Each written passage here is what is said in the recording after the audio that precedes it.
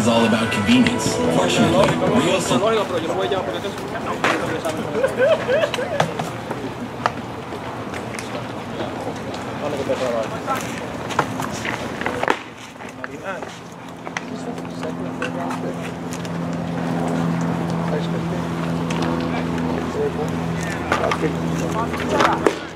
Kilo Mendoza. ¿Ven para acá? ¿Cómo va a tercera? Sí. ¿Cómo va a tercera? Good, actually. Very good. Still working, or are you just... I made $140 off that. You know, going on, you know, ready. You siguiendo? Yeah.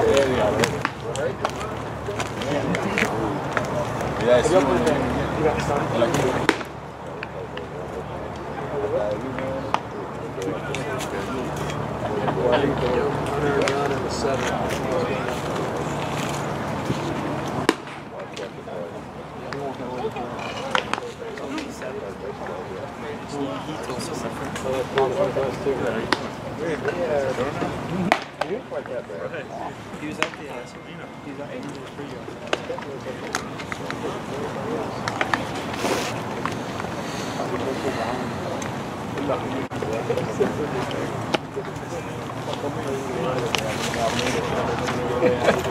Ustedes te van a casar un 500 para allá.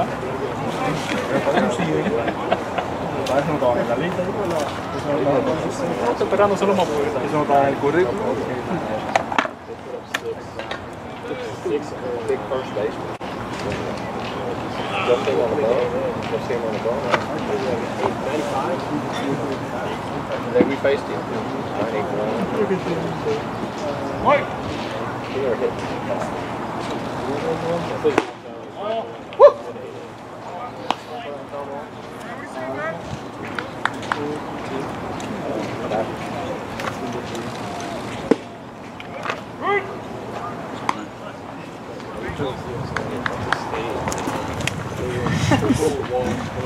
Double, single.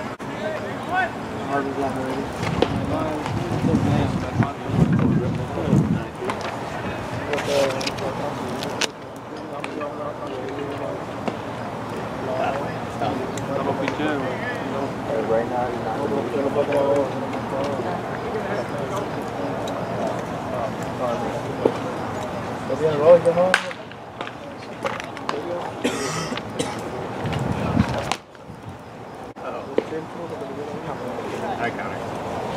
Good job saving that seat.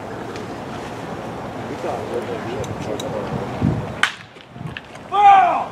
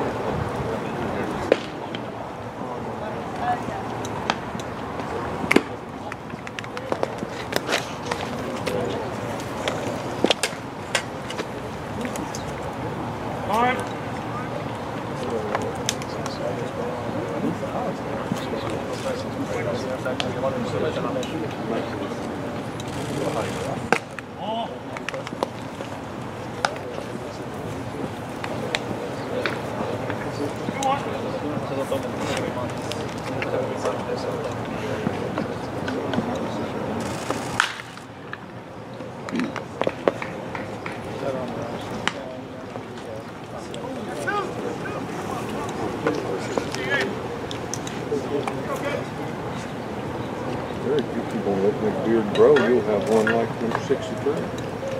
Like what?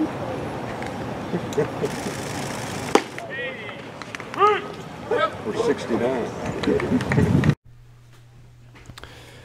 Hey there. This is FanGraphs lead prospect analyst Eric Longenhagen. And it's time for another edition of Yeoman's Work. You just watched the first inning of Dustin May's second pro outing. You'll see another key inning from that game here after I'm done with this little intro ditty. As always, BlueKnight.com/CIBL is the place you can go to get the news on the Continental Internet Baseball League. It's the Diamond Mine Sim League that I'm in, and that is the focus of this series, Yeoman's Work. Here's a quick check-in on how my team is doing in real life. We're about to see a series in which I face the basement-dwelling Des Moines Drillers. You can see, like, these are the numbers that are going to drive my club next season, and they're going to start to have an impact on who I'm retaining and who I'm willing to cut, basically, or trade. So, you know, this is my group of hitters. And then, as you'll see in this week's episode, there's some news on my pitching staff. Oh, hey, Mike Brasso threw a third of an inning. Cool. But yeah, like this group down here, basically from Guerrero, depending on what happens with the Cardinals, through Barnes, is sort of in danger of not being on the roster next year. Made a trade with Meg, sending her Nick Solak, Kyle Lewis, and a third rounder for Raisel Iglesias, Brad Hand, and Michael Lorenzen. So pay through the nose for that one. We'll see how that works out in week one of having an actual bullpen. But right now I'm going to take you back to 2016 backfield game between the Angels and Dodgers AZL teams. Dustin May's second ever pro outing. I think this was an early game for Gavin Lux, too, who you'll see at shortstop in this one. So thanks again for joining me on Yeoman's Work. Some other things that we'll touch on during this episode. I've got some historic Vlad Jr. video. Kind of like see how his body and maybe the swing has evolved over the course of the last several years. And I've got Trent Grisham as well. Trent Grisham playing very, very well. Doing better in center field than I would have expected him to early on. So I've got some, you know, from high school through very recently Trent Grisham video during the course of this episode.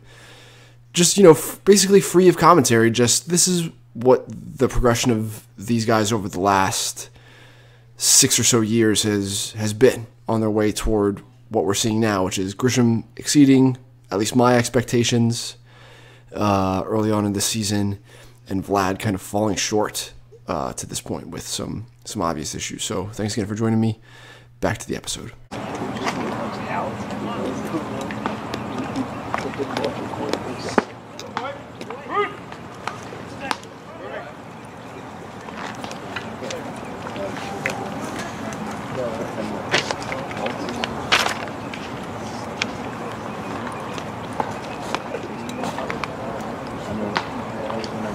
How does he call that? Slider or curve? No, I call it both, but that's pretty similar to me. Yeah. You just have fun with it. Two people on the slider.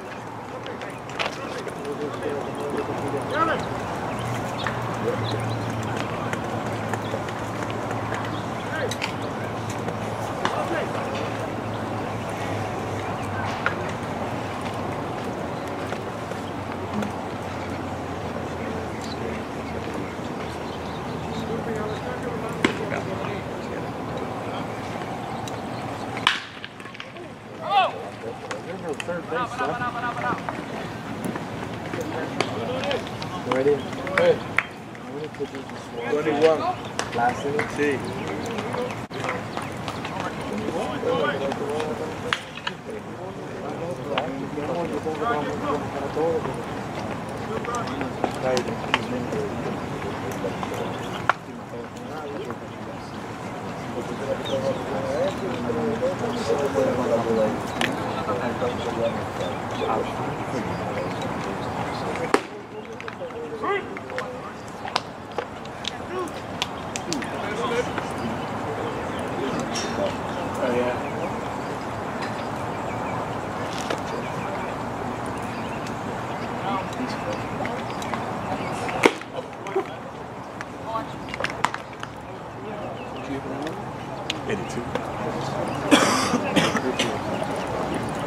You could change it. That's it.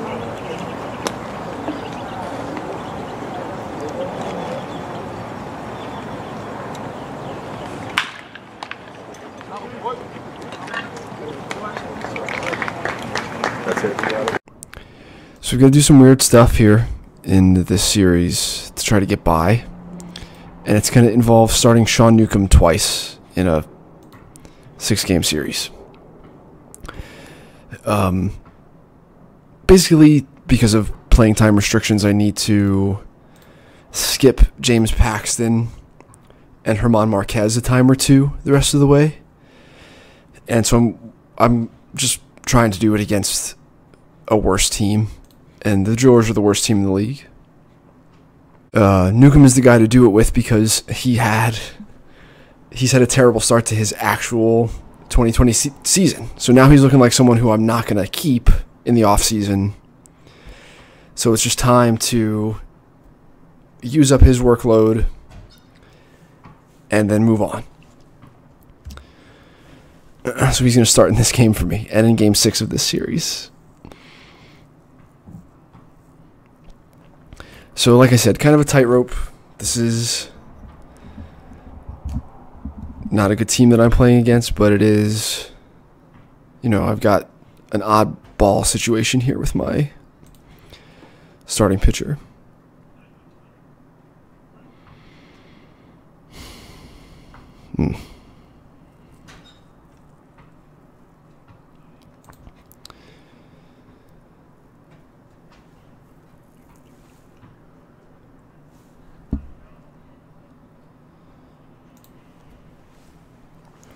Yeah, man, tough situation to be. I was talking with Bryan a little bit before we started playing about his roster situation. He's rebuilding, and there's some guys on the team who theoretically could be trade assets for him that would help him accelerate his ability to rebuild.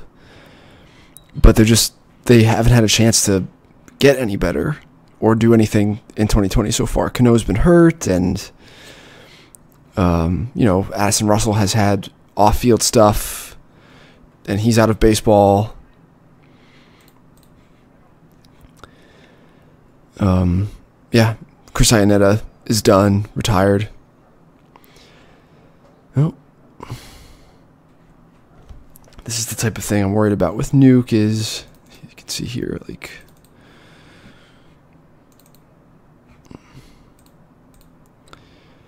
is that he's going to struggle in this starting role.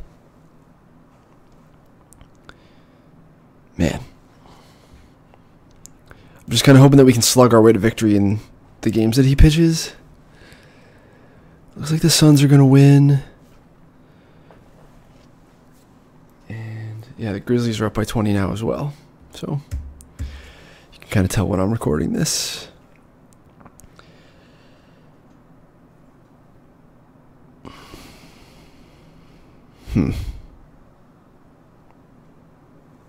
Okay. Do I want to avoid Cano a little bit here? His splits against lefties are so bad. I think it's just, I should go at him here. Okay, so he threw about 15 pitches in the first. I'm still kind of watching his load, even though I'm hoping that he can go like 6 in both games. Here I am, bottom 4.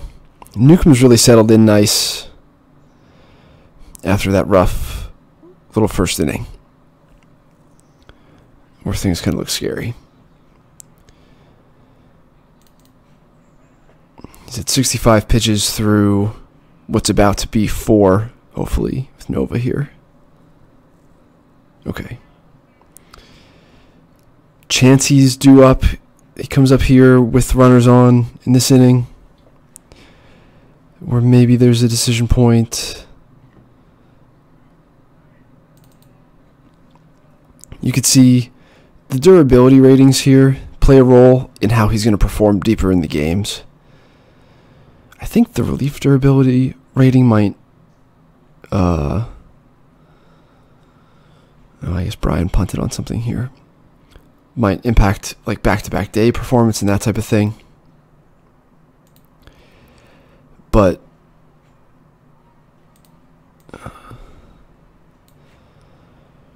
because Newcomb's got the poor starter durability rating, I want to be cautious about going too deep in the game with him. Nova made the last out, so we're going to have the top of the order due up here.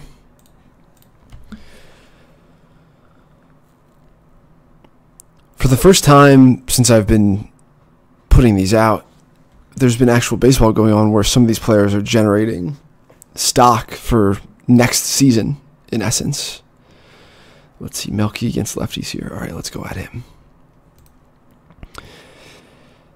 And so, yeah, rough time for Des Moines and their rebuilding effort. They have the worst record in the league. So presumably we'll be all over like the many great players' debuts from this season. But you can see some of the early parts of the rebuild, like can't really flip Addison Russell for anything. Probably will be tough to do with Cabrera as well. Cano hasn't played. Do I want to pitch around Cabrera here? Probably not. This is kind of scary. This is a scary at-bat, though. Some of these young players on this roster have not really gotten there. And Vlad was an interesting topic of discussion in the virtual office this week because Craig Edwards is working on trade value rankings, and where to put Vlad has been a pretty, let's see here, let's hit for Newcomb. What to do with Vlad? I rostered an extra guy on the bench for this series. I could conceivably hit with Lorenzen here, but I'm losing, so I'm going to take a little bit more seriously. I think we're going to do Marwin, who I also acquired in a trade, in a small trade with, I got Steven Vogt and Marwin. And Marwin's off to a hot start, but anyway, I don't want to digress. Just want to see if he's the guy I should be using. Probably not. Let's use Brasso. No, he's also been used pretty heavily against righties. No, I think Marwin. Okay. But anyway, we've been discussing Vlad Jr. for Craig's trade value rankings and sort of where he belongs. He hasn't gotten off to the fastest start. Obviously, he looks very heavy and has already moved to first base. Some of the folks around baseball who we've talked to about the trade value list, in fact, all of the folks who we've talked to, have concerns about him being a DH in relatively short order, what that means for his long-term value, what his body means for his long-term athletic viability. And so, in my opinion, Bo Bichette just belongs ahead of him on the... Let's see here. We had a ground ball back up the middle, threw for a hit. Marwin makes a turn at third. I really don't want Hayward grounding into a double play. I think I'm going to try for home. If the throw goes home, I'm going to try to take third with Ketel. But anyway, I think Bo at this point I'd rather have than Vlad Jr. Most of the folks, well, all the folks I've talked to in baseball agree with this at this point. Let's see, throw goes home, try for second on the throw home. Yeah, let's go.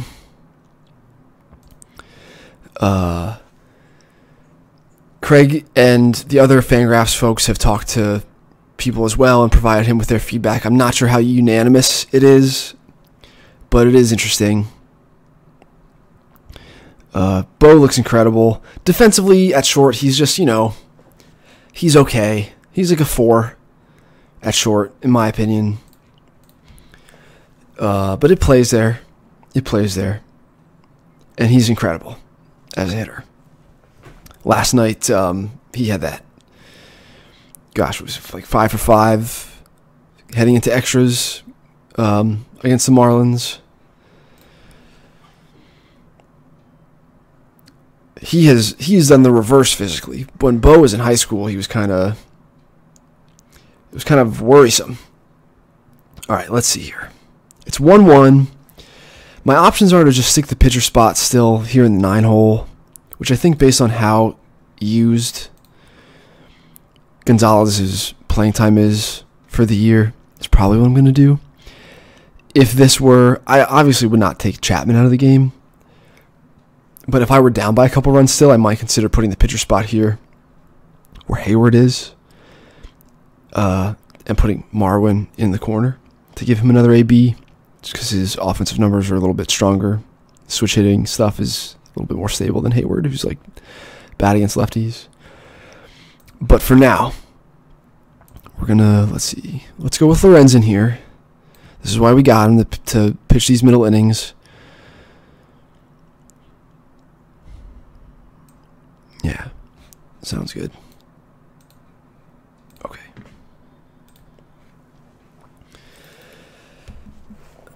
So yeah, Vlad Jr.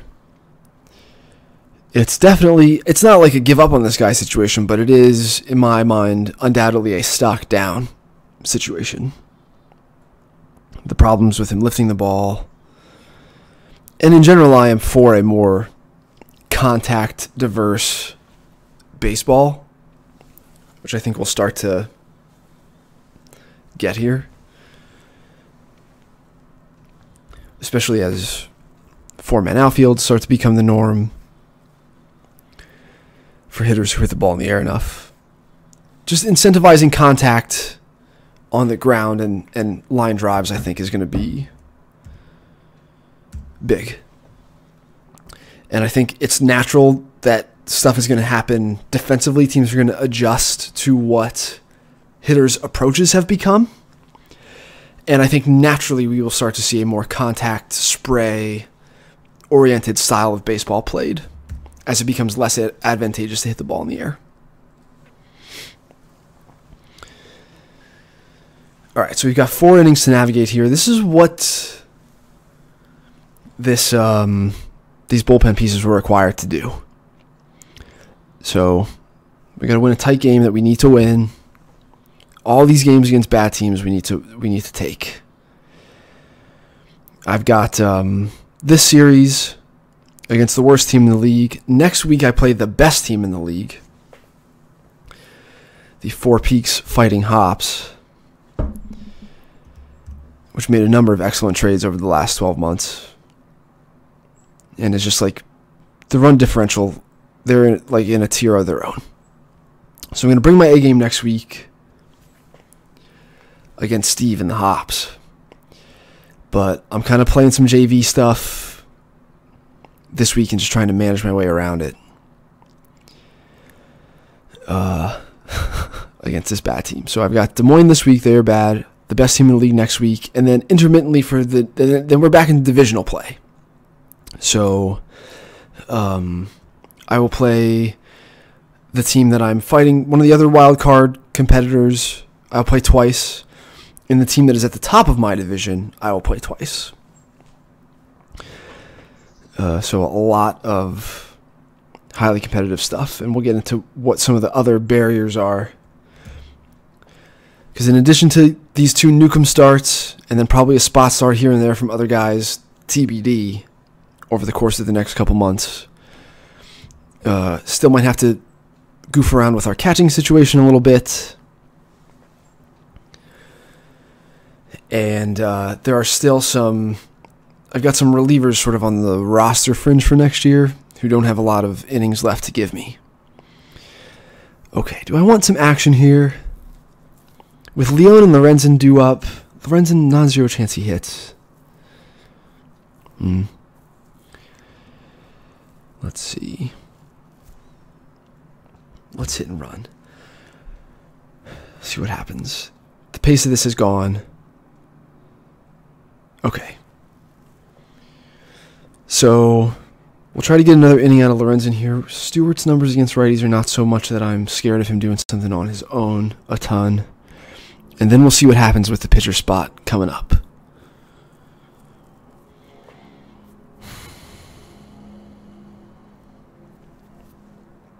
Oh. Let's see if Bryan makes a move.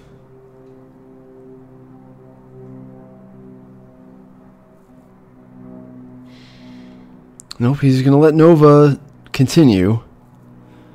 I'm not really sure what his player usage stuff is.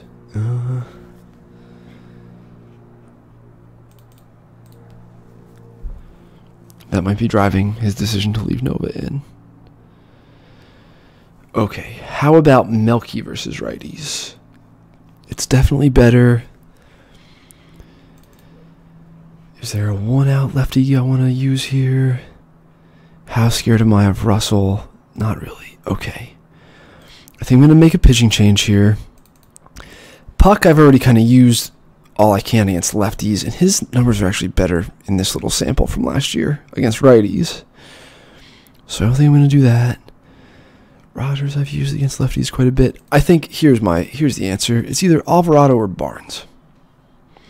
Alvarado's got 6 innings left to give me only. I really need him for an out or 2, so it's going to be him. And I'm just going to stick him in the 9-hole. Because I want to pick who hits in that 9-hole for me next inning. With Kingery, Leon, and then that spot. So leaving the pitcher spot there is going to let me kind of dictate. If I stick a hitter there now by double switching, then I kind of put Bryan in control of that batter-pitcher matchup. Oh, here he goes. All right, so now we got Austin Riley to deal with. Okay. All right. I think, do I want to toy with him now? I'm going to pitch around Riley, see if he gets himself out. Doesn't look like it. Like, Alvarado really walks a lot of guys. He really walks a lot of dudes. And then we'll go at, hold on. All right, now we got to attack. And then Russell's numbers against lefties are bad too, so we're just going to let it ride. All right, so there's the walk. Now we'll attack Russell. We might see a move here too now, based on the little pause we've gotten in the action. Okay. All right. 7th inning navigated successfully. Riley is now in right. Okay. So with Leone, we're still have a righty going. Austin Allen is on my bench to kind of take some righty at bats in this series away from Leone. Maybe get a start against a righty to spell Leone so that he's not like taken away by the computer for playing too many games in a row. But for now, we just want to swing away with Kingery. I'm just thinking about if hitting for Leone and then Alvarado is the way to go here. I really don't want to ground into another double play. That felt really bad. 4 of them in the first 4 innings of this one. It sucked. Man, Nova's thrown 89 pitches. Let's take a pitch here and see if we can convince Bryan that something's going on. All right, now that it's 1-0 and it's favorable, I'm going to let Leone swing away. Right, see, he threw over to first because he thought because I took a pitch that I'm trying something. There are some, like, you know, poker face type dynamics to playing with another person that are fun. And this is one of them. Should I take another pitch here? Do you think he pitches out? All right, it's 2-0. Here we go. Get going. All right. So we're going to hit for Alvarado here. We still just have a righty going. I might actually run with Kingery now.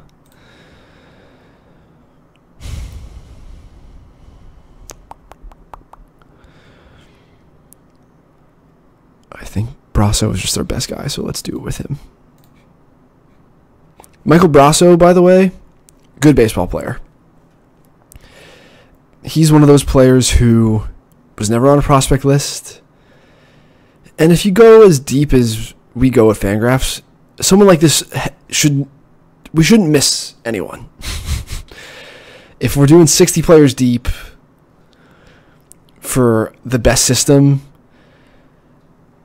we shouldn't miss anyone. And yet this dude's real. He's a real piece, playing first and second in the outfield corners and some third. He's turning on like mid-90s velo in on him, and he's good. So when he came up and I was like, who's this guy?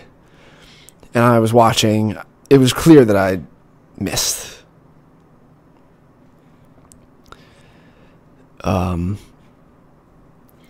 And I think he's quite good now. Oh, man, come on. Come on. Ugh, bad. Oh, so that was my 4th double play. Ugh, bad. All right, so we've got Cabrera, Mercer, and Vlad. 8th and 9th. I'm going to use Rogers here. Rogers, I've basically exhausted against lefties. Not intentionally, it's just sort of fallen that way. And his splits aren't particularly bad.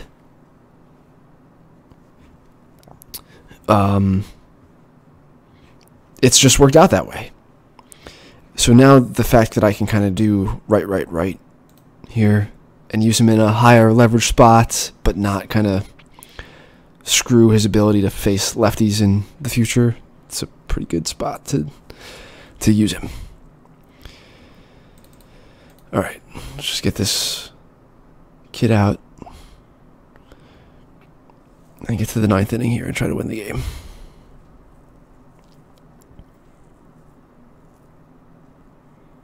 All right. All right, top of the order here. I'm not going to see a pitch. I want to wait till someone's on again.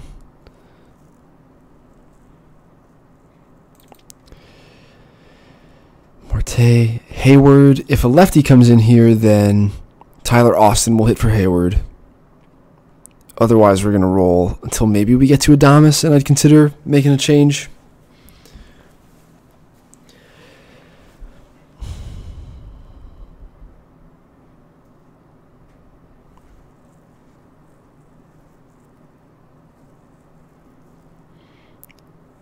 All right, Matt Albers. Okay. Here's the game.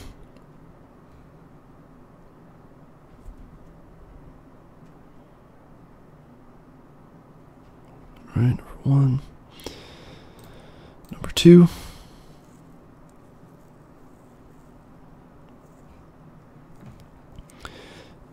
Come on now, big Matt Chapman. Chapman, by the way, also incredible.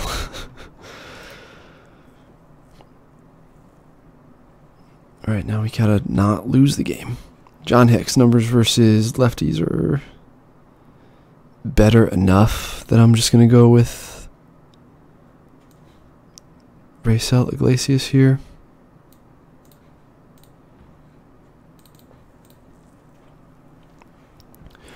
My closer, the new closer.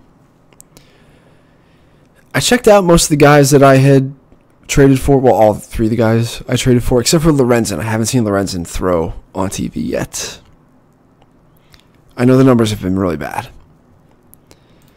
But Iglesias I watched, and Brad Hand I watched before I made this deal. So I know, acquiring relievers in their 30s is not the best. And I traded 2 arguably top 100 prospects. Solak was in for me. Lewis could have been, based on how he's performing, it's arguable that he should have been, based on how he looks at this point. But, I'm here now trying to win the damn thing. And now the winning run is in scoring position with 2 outs. All right. David Peralta is not on the roster for this series. He would probably be put in left field in this situation, where I just kind of sit in here. Mike Ford. This is kind of scary. What are Riley's numbers? 260 OBP. Do I dare just walk Ford here? His run doesn't matter. I'm not moving the runner up. I think I would just rather face Riley. So this is the first intentional walk I've issued on this game.